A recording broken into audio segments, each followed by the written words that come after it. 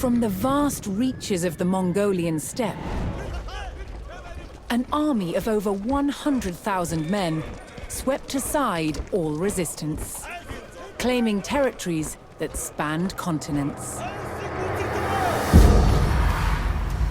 Their leader, Genghis Khan, proclaimed his life's ambition was to unite the world under one empire.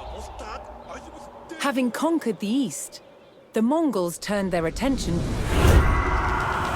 to the West, where they would come face to face with some of the greatest armies of medieval Europe. Would Genghis Khan's legendary warriors finally meet their match?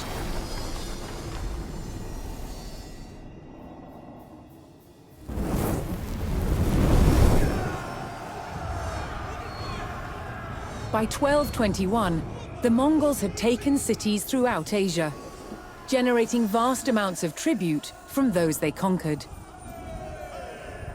The West, however, was still an untapped resource. Genghis Khan sent his trusted generals, Jebei and Subutai, to attack Europe. With an army of 20,000, Jebei and Subutai took the West by surprise, raiding cities and destroying armies. Within 2 years, they had the prosperous Rus territories in their sights. But in their way was a Rus army of over 40,000 men. Outnumbered, Jebei and Subutai turned and started to head back east. The Rus sensed an easy victory and set off in pursuit of their retreating enemies. For 8 days, the fast-moving Mongols stayed just out of reach. Then, Jebei and Subutai set their trap. They lured the Rus across the Khalkha River and turned to fight. The Rus had fallen for one of the Mongols' most effective tactics, the feigned retreat. The stage was set for the Mongol army to test themselves against Europe's finest.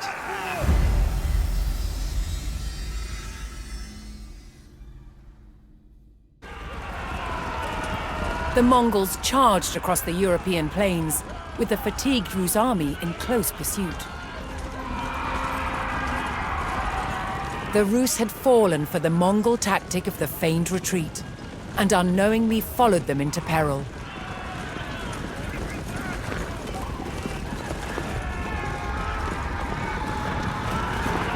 The Mongol general sprung his trap on the enemy scouts.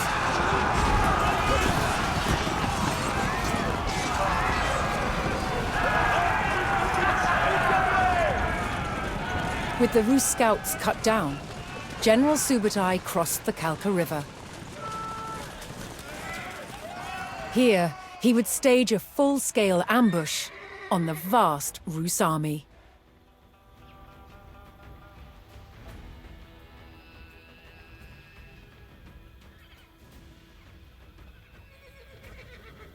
Subutai directed his warriors to split up and lie in wait for the enemy.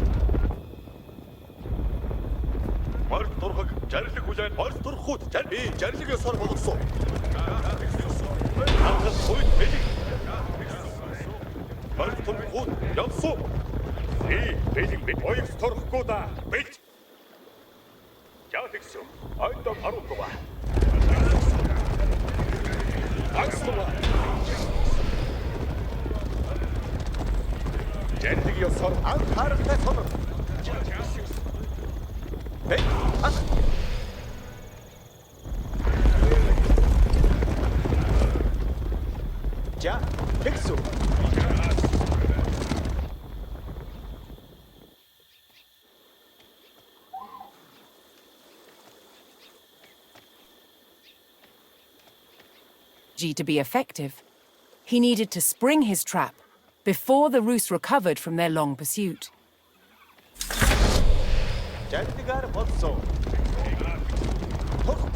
He sent his most fearsome Mangudai horse archers to draw the Rus quickly towards the ambush site. These highly skilled warriors could fire their bows rapidly while riding at speed.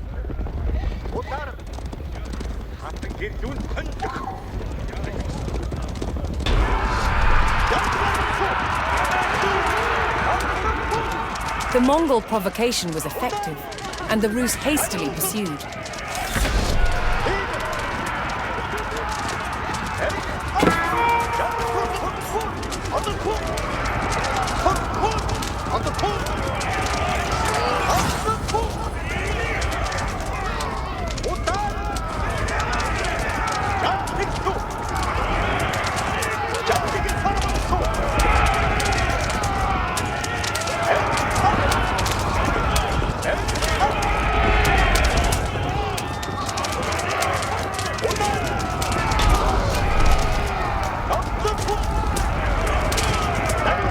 The Rus army had fallen for the feigned retreat and rode straight into the Mongol ambush.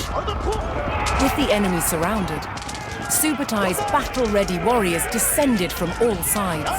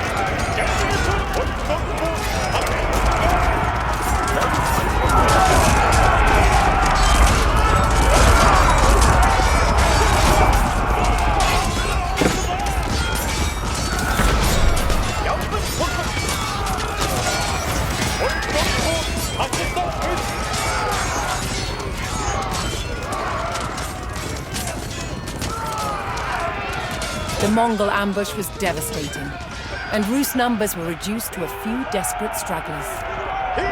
Seeing the fate of their comrades, the last Rus encircled themselves in a makeshift fort of baggage carts.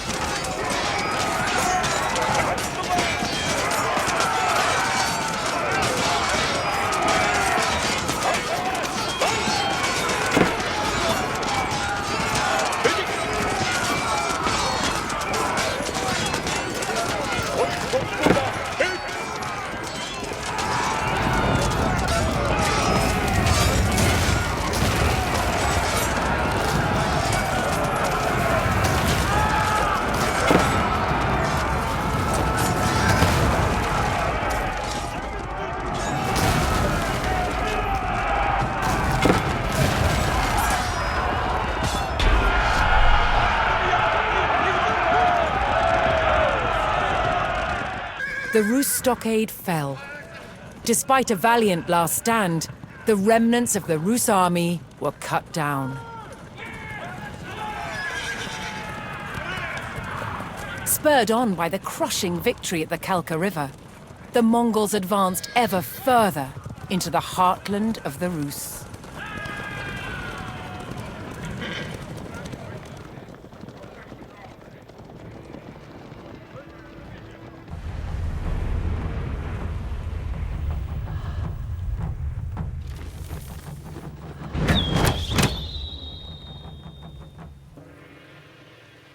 In the noise and confusion of battle, communications were vital. One solution was the use of message arrows. Signal arrows could be used to send messages to your own troops. Faster than a man, faster than a horse. It was the quickest way to communicate in the heat of battle. Whistling arrows were blunt, and most importantly, they announced their arrival. But they weren't just used to pass written messages. When shot in a volley, whistling arrows could be loud enough to signal to a small group of warriors, telling them both where and when to attack. On hearing the sound, they would gallop in and strike where the arrows landed. However, a much louder sound was required to sound the retreat or to communicate to the whole army. That was the job of the war drums. The Mongols also used gongs, and the combinations of drums and gongs gave the Mongols a wide array of signaling options. We do not know the exact rhythms they used, but basic commands could be conveyed with different percussive patterns. They enabled the Mongols to communicate with their own forces and strike fear into the enemy. They were the heartbeat of the Mongol army.